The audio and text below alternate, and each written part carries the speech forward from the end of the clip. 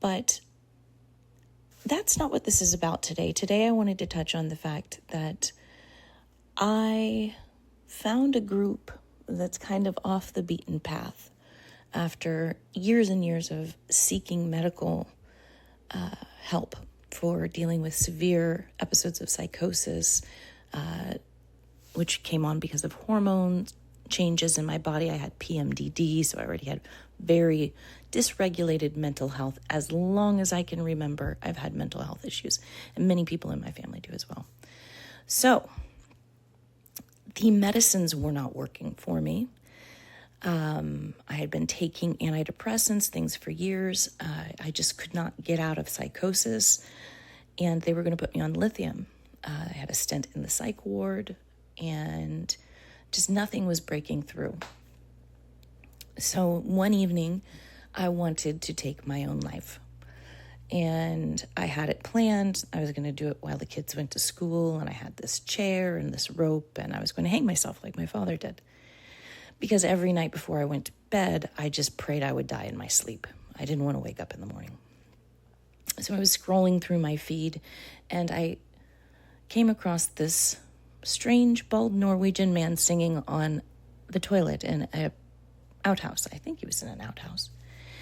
And he was singing about pooping, and I thought that was very strange and very much in my line of strange, bizarre poop humor. So I thought this is probably a kindred spirit.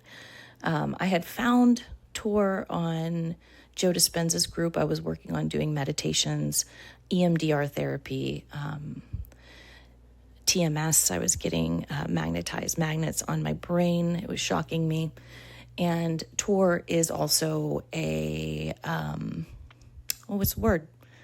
He does the meditations with Joe Dispenza, I guess. I was going to say a follower, but that sounds like super creepy. It's somebody who follows, the guided meditations, et cetera, et cetera. So I had liked and followed a ton of people from the Dispenza group, and Tor happened to be one of them. So put that out of my mind, whatever, go on with my life. And then one day I was thinking about getting into a study. It was a program specifically for psychedelic therapy to help reconnect neural pathways in the brain that, could be some of the issues with mental health. So I thought, this is really fascinating. There was LSD, there was ecstasy, there was ketamine, there was mushrooms. I can't remember which one I was considering doing. So I see this post in Norwegian come through my feed, and mushrooms kept coming up. I was following a singer from the 90s called Bjork, and she had a mushroom album, and they were just popping up everywhere for me, quite literally. And I sent him a DM, or no, I think I messaged something on his post, and I have this terrible habit of deleting things when I get nervous, or I think I sound stupid. I didn't hit the translate button. I just thought it looked like it said psychedelic, whatever, therapy, I think, and had these mushrooms. I said, hey, I'm really interested in this, blah, blah, blah, blah, blah, gave a little bit of a backstory. A week later, I get this DM, and we begin talking about mushrooms. Long story short, I take these mushrooms. And mind you, I couldn't drive my car. I could not go out of my house. I could not drive my car around town. I had agoraphobia, which is severe paranoia. Because of my psychosis, I was disconnected from reality. And I had been doing EMDR therapy on my own. I wasn't doing it with a guided specialist. And I was taking drugs at the time that were not helping me. So going down into some of these different things, I think was just really, really on top of these hormones sending me completely, spiraling with my mental health. I did the mushrooms. I woke up the next day. No, the same night I drove around. Yeah, I drove around the next day, all around town. I was out of the house. I messaged Tor on my way up the stairs from the basement, which I usually spent just kind of pacing and skulking in the dark. And I thought to myself, a plan for the next day. I was like, I'm really excited about getting up tomorrow. And I was like, oh shit. I'm really excited to get up tomorrow. Holy shit. That was amazing. That impacted me hugely. So I messaged him and said, I was bawling and, just saying, wow, that there's something actually to this. I really appreciate you, bringing this to my attention. There was so many magical things that happened in that meantime. Now, I do not do mushrooms all of the time. This is not something I suggest using for partying and things like that. This is a plant medicine. You need to do integration afterwards. You need to learn about the medicine. You need to have intentionality. You need to prepare your body. So there are so many medications that we take in this world that the doctor just gives us, that dysregulate our systems, that we don't prepare our body. We're still eating shitty food and we're doing all these things. We don't have the intention for healing. We're just masking and masking and masking. And something that the mushrooms do is it really brings up and out in a physical way the trauma, the dysregulation. And I think that that's really, to sum it up, I could go on for hours and hours and hours. As my friends know, painfully I can talk a long time, but I need more people to understand what this medication can do. And by running for the Legacy Forge in this coming month, I'd like to do 200 miles. We can spread more information. We can make more content. We can reach more people, more medical people, more doctors, bring more awareness to this cause. So stay tuned. And please, if you see the clicker and you can donate a little bit, every single little bit helps. So we really appreciate you. Thanks. Bye.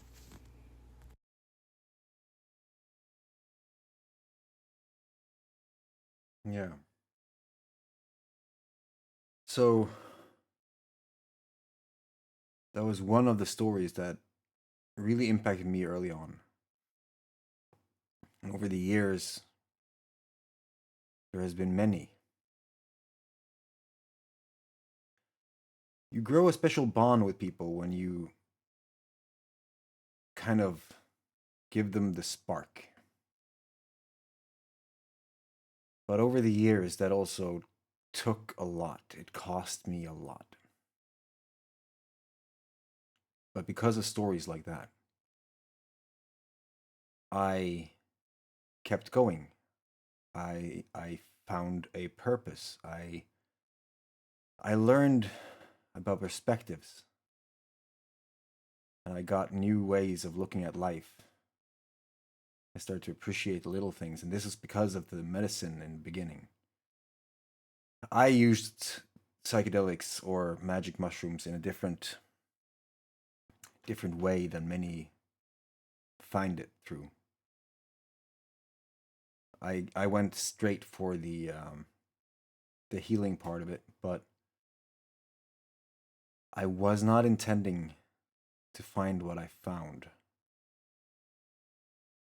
Because in 2005, I was diagnosed with an inoperable blood clot. This blood clot was in my shoulder. It was of the type DVT, deep vein thrombosis, and a latent mutation factor 5. A homozygote latent mutation factor 5. So it was a very rare disease for me to have as a male in that area at that age. There was a lot of factors that made this one of those lightning strikes type diagnoses. And it limited me for a very, very long time. I was put on a lifelong treatment of Maravan, which is a blood thinner. From what I've learned, it is also the same compound that they use in rat poison, so that they're going to bleed from the inside. And over the years, your blood vessels, your veins kind of corrode from the inside out. One day, I took 12 grams of Psilocybis melanciata, Liberty caps, a little mushroom that grows in the wild, in nature. Now, 12 grams is a dose that most people will never ever take. it's a very, very high dose. What happened during that trip, I have shared many times within the community through one of my trip reports, which is a very important part of the whole process where you actually try to go through what you experienced and then integrate that knowledge, that insight. But I don't have my blood clot anymore. I'm not using blood thinners every day. That day, I kind of accepted things in a way that was my truth. I lost the fear of many things, and it worked through different theories that I have based on what I've researched and what I've found through my own experiences. I found the proof that I needed to see that epigenetics worked. That I could basically program my body through my mind and rewrite my entire way of being. Because what you think, you become almost. I got into frequencies and I got into different things that I'd never had any interest of before. But the main thing that happened, two things. I heard a song, I heard a melody. That melody prompted me to learn the guitar, to play that melody. That melody then became a interesting phenomenon where AI helped me to put words to my experiences. And that melody became the first song in many ways, which just developed and evolved. This is connected to what we refer to as 1111, where we have a yearly ceremony where we go in with people who are seeking a specific outcome or seeking to change the chapter, seeking to completely reset things and follow a path that is very beyond what you can imagine. So I had found something that really worked for me, and in many more ways than just physical. Because I thought differently and I didn't feel the way I did before. I had to redefine many of the feelings that I had been taught before and that I thought I knew about before. And I had to redefine a lot of new things about myself, and things just escalated from there. Things seemed to change without me really forcing anything. And it's just one of the things that is very fascinating on this journey, because you get this knowing, I think, at some point. And that is a drive that pulls you forward, where many people today struggle with even getting up, if that makes sense. They don't have that spark. They lack that vision of where they're going. And they just need that little clarity. Or they need the spark to continue going forward, like the story you heard in the beginning of this video, which is one of very many stories that I have taken part of over the years. But I have never shared them because I could never get myself to share the stories of others or to put others out there. Yet other people who ran online businesses did this with no shame at all. They could just take a picture of a DM and then just post that as proof of what they were doing without people knowing that they were posting about them. I was kind of blown away, and I didn't know how to deal with this, so I just tried to do whatever I could, which was continue to do what I did. Continue to meet people, continue to have the fires, continue to learn, continue to explore and figure out if what I had found was actually something that was valuable. And time and time and time and time again, it turned out that it was. And I just had to trust that what I was doing was good. But there were a few people that didn't see it like that, so it cost me everything. And mostly this has been because of financials, because of the constant putting out fires to survive, to be able to continue. And it has gone on for years. Many people assume that this is a thriving $1 million business because we are having all of these transformational results all the time. We're sharing stories on an everyday basis. But truth is, we have been doing this because we kind of have to. I have no choice. I can't stop anymore. Like, this is what I need to do. And to have that, to not be able to go back to how things were, and still have to survive in this world, it has required sacrifices that you probably cannot even imagine. But with that, people have seen how dedicated I am.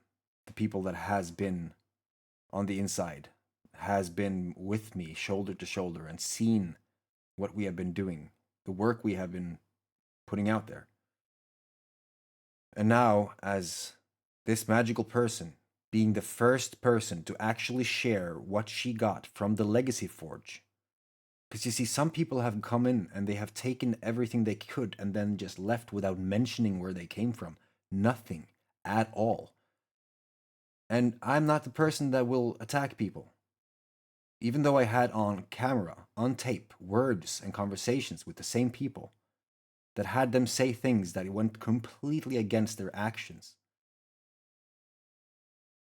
I couldn't share. I couldn't tell those stories because they were too intimate. They were too real almost. And now I see more and more that that is exactly what is missing. It is the real part. So when I heard this story and I saw that she has started a GoFundMe for what we are doing in an effort to make it possible to continue to do so, I am beyond humbled. I am beyond blessed. And then I still see that nobody is supporting it.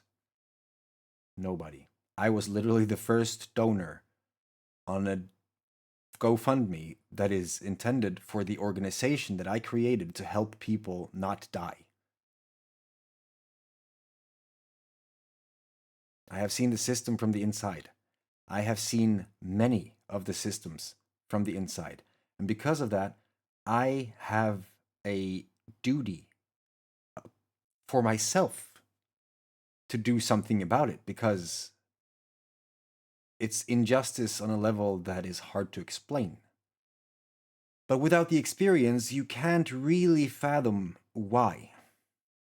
Most people have the luxury of going through life without having to face the massive flaws of the systems that are intended to protect the people. Throughout my life, throughout all the systems, I have experienced not much of that. So I know what we are doing. I know where we are going. I know what I am capable of. I am trying to tell people to see more of the person and what they are doing instead of trying to understand what they are saying or, try to figure out what is happening. Look at the person. Look at what they are doing. Look at what they are trying to do every single day. And then imagine what would happen if they didn't have to survive on top of that. If they were free to sit back, be in safe, balanced environments, and create what they see that they want to create in the world. And if that thing is for other people, the benefit of other people, that being the young people currently going through the education system, or the people that are now on the other side of that, and also dealing with other trauma that has them question who the fuck they are, lacking directions in their young adult lives. or the people that has already lived a life and now they're seeing that they were kind of fucked from the get-go, and they're seeing that all the things that they have been working for is kind of a lie, and now they're kind of freaking out because what the fuck are they supposed to do now that none of the things that they were working for is as they should be, that they still have to struggle, that they have to struggle even more now that they reached the carrot. Because elderly care, that's a whole different topic that is underrepresented, just like mental health on both genders. We want to do something about the whole thing. Our mission, our goal, is simply to build a compound, a mead hall to begin with, a place of gathering, and then build it out with rooms, with facilitated areas where people can find the reset, get the guidance, or get the care that they need. It's not a very big vision, to be honest. We're talking about some minor structures to begin with, and fuel for the car that is already walking or driving around, and be able to just continue to do what we do, maybe without freezing our asses off in the night. But until we are able to, we will continue to do what we do. I don't have a lot of money.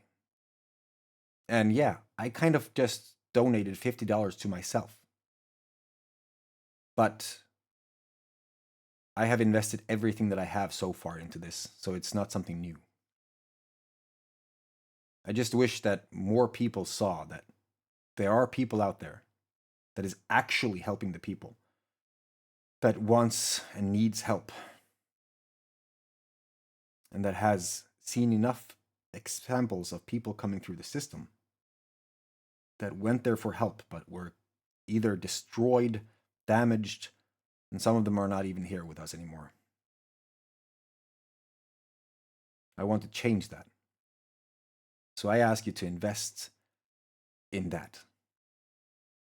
Support us. Join on one of the experiences. Come into the store and buy some shit. Come and support in other ways. Doesn't have to be financial. If you have skills, if you have a will to help and support people, and you are able to do that without demanding everything up front like most people are today, and actually put in the effort to create something, then we highly invite you. We would love to have you in here and talk about what we can do together. Co-create a future. But seriously, if people don't actually help out, contribute, it's just going to be harder. But we're not going to stop. That's not going to happen. Guess that's all I want to say.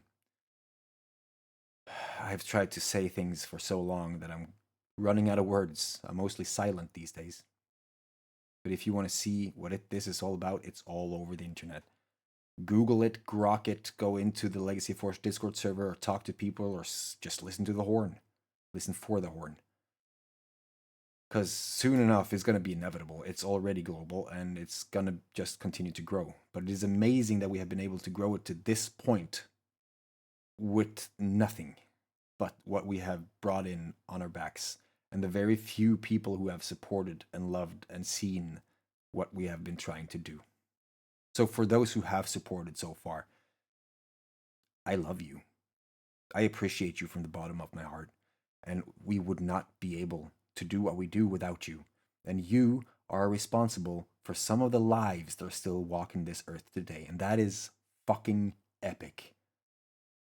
So continue to share that love, because the world fucking needs it. May you have an epic day. Support. Click the link. Give some money. Because you're buying enough stupid shit on Timo anyway, so a coffee, $1. Anyone can afford $1. Anyone can afford $100. To be honest, if you give people a way to do it, anyone can afford anything. If they think that they can and if they put in the effort to do so. I'm not going to talk anymore. Love your face. See you on the inside.